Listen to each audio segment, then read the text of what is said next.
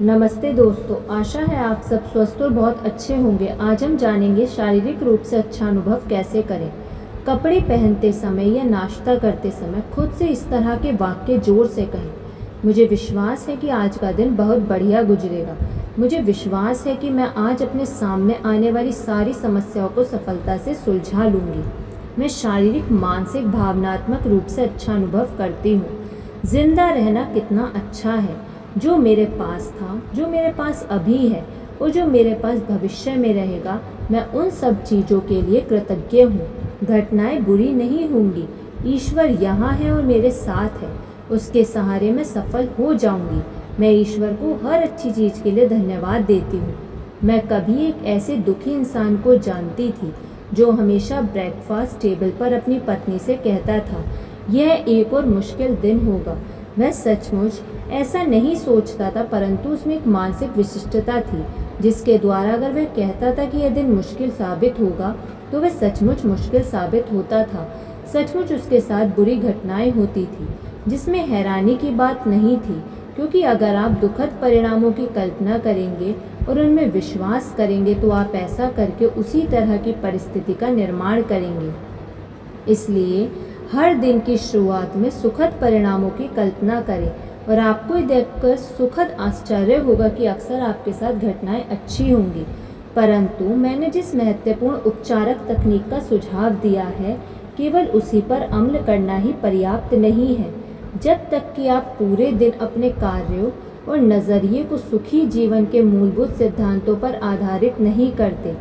इन सिद्धांतों में सबसे मूलभूत और आसान सिद्धांतों में से एक है मानवीय प्रेम और सद्भाव। यह आश्चर्यजनक है कि दयालुता और कोमलता की एक संजीदा अभिव्यक्ति से कितनी खुशी प्राप्त हो सकती है। मेरे मित्र डॉक्टर ने एक बार साझा मित्र के बारे में एक मर्मस्पर्शी कहानी लिखी थी। वह आजीविका के लिए बोझ उठाता था, परंतु उसका असली काम दुनिया के महानतम रेलवे स्टेशनों में से एक में पोर्टर के रूप में भाव को जीवन में उतारना है। जब वह किसी व्यक्ति को सूटकेस उठाता है तो वह उसके साथ थोड़ी सी मित्रता स्थापित करने की कोशिश करता है। वह ग्राहक को सावधानी से देखता है कि उसे आशा और साहस प्रदान करने का कौन सा तरीका हो सकता है। वह जिस तरीके से काम करता है वह उसमें बहुत कुशल है। उदाहरण के तौर पर एक दिन उसे एक ठिगनी सी बूढ़ी महिला को ट्रेन में बिठाने को कहा गया। वह व्हील चेयर में थी, इसलिए वह उसे लिफ्ट में नीचे ले गया। जब वह असली व्हीलचेयर को लिफ्ट में ले जा रहा था तो उसने देखा कि महिला की आंखों में आंसू थे। जब लिफ्ट नीचे जाने लगी तो वह वहां खड़ा रहा। उसे अपनी आंखें बंद की और ईश्वर से पूछा कि वह किस तरह उसकी मदद कर सकता है, और ईश्वर ने उसे जवाब दे दिया। जब उसे लिफ्ट से बाहर ले जा रहा था तो उसने मुस्कुराते हुए कहा, मैडम, अगर आप बुरा ना माने तो मैं ये कहना चाहता हूँ कि आपका हैट बहुत सुंदर है। उस महिला ने उसकी तरफ देखा और कहा, धन्यवाद। और मैं यह भी कहना चाहता हूँ, उसने आगे कहा, कि आपने जो ड्रेस पहनी है वह भी बहुत सुंदर है। मुझे यह बहुत अच्छी लगी। महिला होने के नाते उसे सुनकर अच्छा लगा, और इस तथ्य के बावजूद कि उसकी मानसिक दशा ठीक नहीं थी, उसके चेहरे पर चमक आ गई और उसने पूछा, तुम मुझसे यह अच्छी बातें क्यों कह रही हो? सचमुच तुम दूसरों का ध्यान रखते हो। उसने कहा, मैंने देखा कि आप दुखी थी, मैंने देखा कि आप रो रही थी, और मैंने ईश्वर से सिर्फ यही कहा कि मैं आपकी किस तरह मदद कर सकता हूँ। ईश्वर ने कहा, उससे उसके हैट के बारे में बोलो। ड्रेस के जिक्र का विचार मेरा था। ईश्वर इकट्ठे जानते थे कि एक महिला के दिमाग को उसकी मुश्किल से कैसे दूर हटाया जाए। क्या आप परेशान हैं?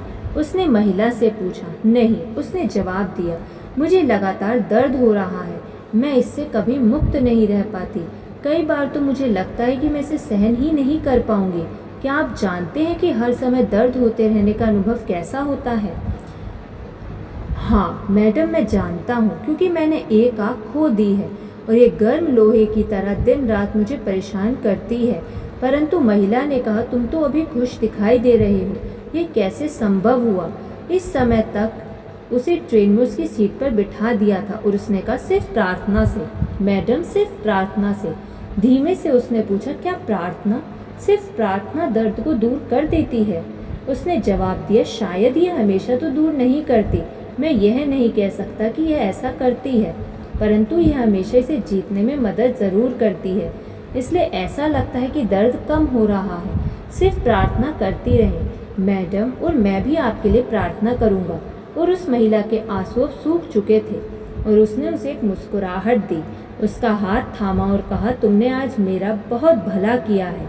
1 साल गुजर गया और एक रात स्टेशन पर पेजर के माध्यम से सूचना केंद्र में बुलवाया गया।